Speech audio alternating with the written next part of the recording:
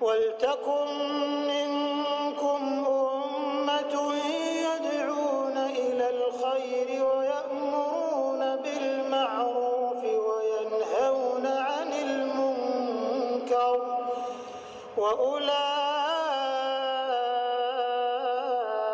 هُمُ الْمُفْلِحُونَ.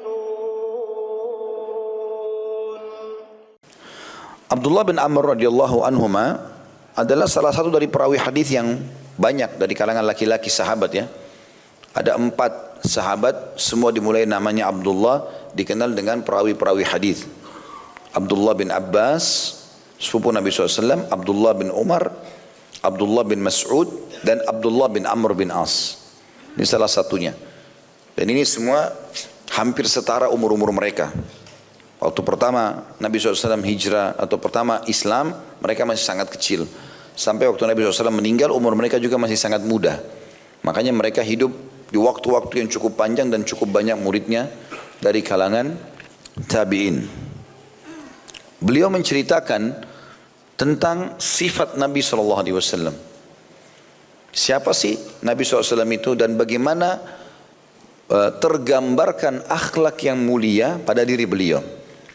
Salah satu yang menggambarkan orang itu akhlaknya baik, kalau dia bisa mengontrol lisannya. Kalau kita pernah dengar orang berkata kasar tanpa sebab, nggak ada sesuatu yang memicu itu. Kalau ada orang misal tiba-tiba jalan terus dikebukin oleh orang yang tanpa sebab, lalu dia tiba-tiba marah, ada sebab. Tapi kalau tidak ada sebab, ada orang subhanallah begitu, tanpa sebab selalu yang keluar kata-kata kasar. Kata-kata yang tidak menunjukkan dia itu berkualitas ya. Atau dia bahasakan lain rendahan sekali.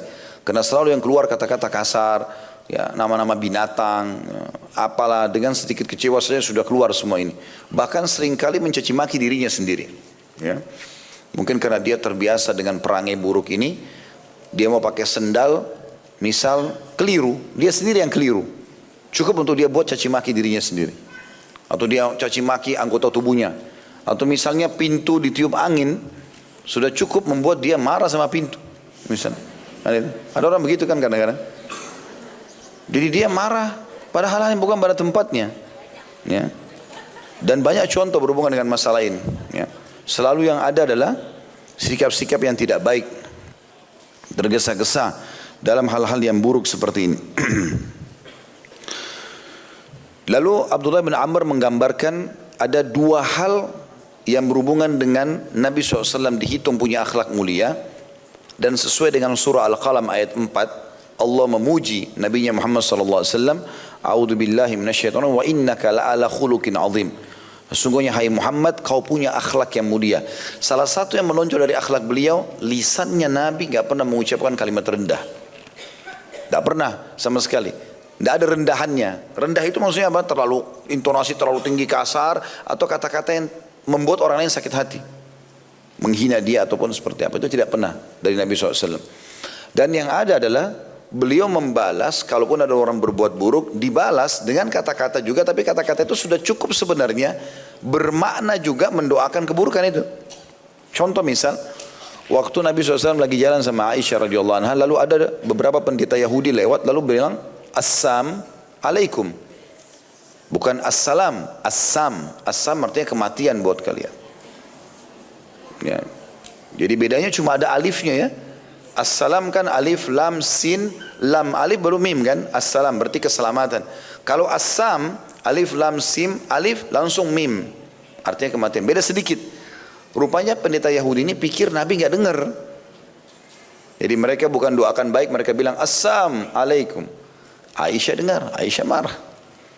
Lalu Aisyah mengatakan radhiyallahu anha, semoga assam untuk kalian, kematian buat kalian, dan laknat Allah. Marah, karena kok berani benar mereka hina Nabi gitu kan. Lalu Nabi SAW balik ke Aisyah pertama, bukan ke Yahudi itu. Hai Aisyah, pelan-pelan gitu. Kata dia, ya Rasulullah, tidakkah anda dengar apa yang mereka katakan? Kata Nabi SAW, wahai Aisyah, tidak ada sesuatu yang diliputi dengan kelemah lembutan, kesantunan, kecuali akan menghiasinya. Dan tidak ada sesuatu yang diangkat darinya kelemah lembutan dan kesantunan kecuali akan merusaknya. Artinya, biar kau benar, kapan kau berkata buruk, orang akan nilai kau buruk nanti dari kata-kata itu. Jadi nggak perlu balas begitu. Lalu Nabi SAW bilang, wa alaikum, balas ke orang Yahudi. Apa artinya wa alaikum? Kalau nggak tahu ini saya nggak mau datang lagi di Kelapa Gading. Untuk kamu juga gitu kan? Kan kita bilang assalamualaikum, keselamatan buat kalian. Kita bilang waalaikumsalam dan untuk kalian juga kan gitu. Jadi waktu orang Yahudi bilang assalamualaikum, kematian buat kalian, Nabi nggak emosi nggak apa. Nabi cuma bilang waalaikum. Bisa tangkap secara substansial sebenarnya Nabi sedang menghardik mereka, tapi Nabi nggak belum mencak marah-marah nggak. Waalaikum, untuk kalian juga, tapi santun ngomongnya. Lalu Nabi SAW bilang apa? Ingatlah wahai Aisyah, doa kita kepada Allah untuk mereka diijabah, doa mereka kepada Allah untuk kita tidak diijabah. Artinya biar mereka bilang kematian buat kalian hai muslimin, Allah hancurkan kalian, tidak ada gunanya, Allah nggak terima. Tapi doa kita kepada Allah untuk mereka diterima. Jadi pada saat mereka bilang kematian buat kalian, Allah nggak terima. Pada saat kita bilang dan untuk kalian, Allah terima. Justru kebinasaan buat mereka. Lihat bagaimana kebijakan Nabi SAW membalas dengan bijak. Walaupun balasannya sebenarnya tepat sasaran. Ya. Kadang-kadang kalimat-kalimat santun yang menyinggung ini lebih menyentuh dan lebih tanda kutip saya menyakitkan bagi orang yang sedang kita balas. Gitu ya. Kalau ada orang teman-teman memang sengaja memancing emosi kita, kalau kita tetap tenang, itu makin membuat dia jengkel karena targetnya kita harus marah. Ya. Jadi kalau kita tidak balas dengan emosional, dia malah bingung. Gitu. Karena orang yang gini teman-teman, setiap perbuatan yang kita mau lakukan, apa niat kita, tujuannya apa, Allah sampaikan niat itu. Misal kita bertutur kata yang baik, kita niatnya untuk mengambil hati orang itu, akan sampai tujuan itu. Kalau orang bertutur kata dengan niat misalnya menjatuhkan orang lain, maka akan sampai tujuan itu. Jadi Allah Subhanahu wa taala memberikan sesuai dengan niat seseorang, gitu kan? Jadilah orang yang dewasa, bijaksana dan baik dengan tidak membalas keburukan dengan keburukan. Kalaupun kita mau membalas, tapi balas dengan cara-cara yang benar, gitu kan? Tapi sampai pada target. Itu yang saya pernah ceritakan, Abdullah bin Mubarak rahimahullah, beliau dicaci maki oleh orang, gitu kan? Setelah dicaci maki oleh orang pun, ya, maka muridnya datang mengatakan, si fulan menggibah anda. Muridnya datang, berharap gurunya marah, gitu kan? Ternyata Abdullah bin Mubarak baru saja beli kurma pakai ada tangkainya, lalu dia bilang, bawa ini ke orang itu, sampaikan salam saya dan bilang, terima kasih ya, kamu sudah bagi-bagi pahalamu, dan sebagai balasannya ambil kurma ini. Sebenarnya ini menyakitkan sekali untuk orang yang sedang dijadikan target, tapi santun caranya. Gitu kan? Bahkan ada di antara salafus saleh lebih baik daripada itu lagi. Maksudnya mereka membalas tapi dengan hal yang bukan balasan yang untuk menyakitkan. Seperti misalnya Ibnu Taimiyah rahimahullah pernah disampaikan oleh murid-muridnya, ada si fulan, kebetulan di masa hidup beliau ada orang yang tidak suka sama beliau, padahal ini ulama besar. Ada orang yang juga di level dakwah, rupanya entah kenapa tidak cocok apa segala macam, caci maki. Selama hidup selalu berjalan begitu, dan ini selalu mencari kesalahannya Ibnu Taimiyah. Beliau tidak pernah balas. Terkenal di kalangan muslimin bahwasanya si fulan ini benci sama si fulan, gitu loh. Padahal sama-sama dai. Nah, waktu si fulan ini mati, meninggal yang si pencaci maki ini, salah satu murid Ibnu Taimiyah datang lalu berkata, wahai imam, wahai guru kami, kiai, ustadz gitu kan, si fulan musuhmu telah meninggal dunia, terimalah berita gembira. Tiba-tiba Ibnu Taimiyah marah sama muridnya. Lalu seraut wajahnya berubah, lalu dia mengatakan, apakah engkau menyampaikan kepadaku berita gembira tentang kematian seorang muslim? Ayo kita ke rumahnya sekarang.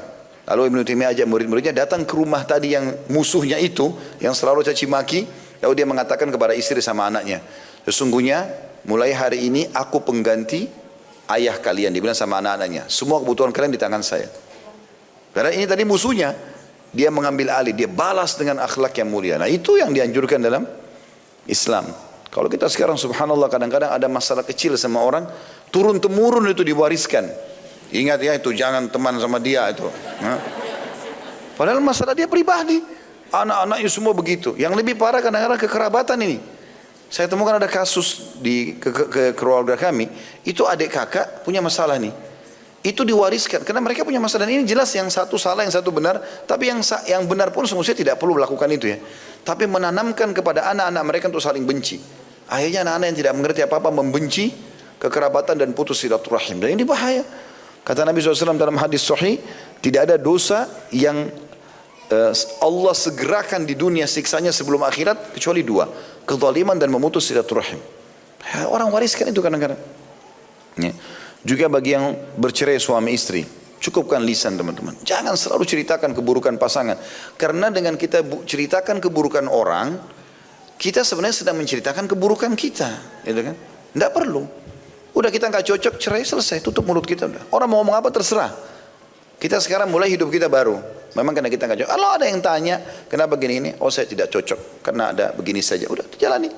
Tidak usah kita sana sini semuanya menjelekkan dia. Akhirnya mungkin tadinya kita benar, akhirnya kena banyak ngomong, jadi salah. Kan gitu. Ingat, mahkamah Allah sangat adil pada hari kiamat. Saya ingatkan kembali hadis Nabi SAW. Kalau ada seseorang dizalimi di dunia, kata Nabi SAW, ya, maka kalau orang yang sedang terzalimi tidak membalasnya di dunia, maka dia akan mengambil haknya full pada hari kiamat. Datangkan orang yang menzalimi ini, lalu diambillah semua senilai perbuatan dia, ya, dosa dia diambil dari pahalanya, sholatnya, hajinya, apa segala macam. Kalau dia membalas di dunia, orang yang terzalimi membalas, maka pada hari kiamat Allah pertemukan balasannya dia dengan perbuatan jahatnya orang yang menzalimi dia. Kalau ini seimbang, misal di dunia dia difitnah segala macam, lalu dia laporkan, dipenjara lah, misal contoh, maka antara perbuatan kezaliman dengan balasannya sudah seimbang, hari kiamat orang ini nggak dihukum lagi, karena sudah dibalas di dunia, paham nggak? Kalau seandainya orang yang terzalimi membalas lebih kurang daripada kezaliman orang yang berbuat zalim, maka dia tetap akan menerima sisa dari kadar kezaliman orang itu dalam bentuk pahala. Tapi sebaliknya, perhatikan di sini yang bahaya teman-teman. Kalau seandainya orang yang terzalimi itu membalas lebih besar dari perbuatan orang yang berbuat zalim. Misal kadar kezalimannya dia ghibah misalnya, dia gunjing, misal kadar dosanya 10, misal. Rupanya orang yang terzalimi ini membalas dengan 20 nilainya. Maka hari kiamat yang selisih 10 akan diambil dari orang yang terzalimi dikasih orang yang menzaliminya. Ini bahaya. Ya. Jadi orang pribadi-pribadi yang unggul jangan balas keburukan dengan keburukan. Ini manfaatnya kita belajar bab akhlak hari ini.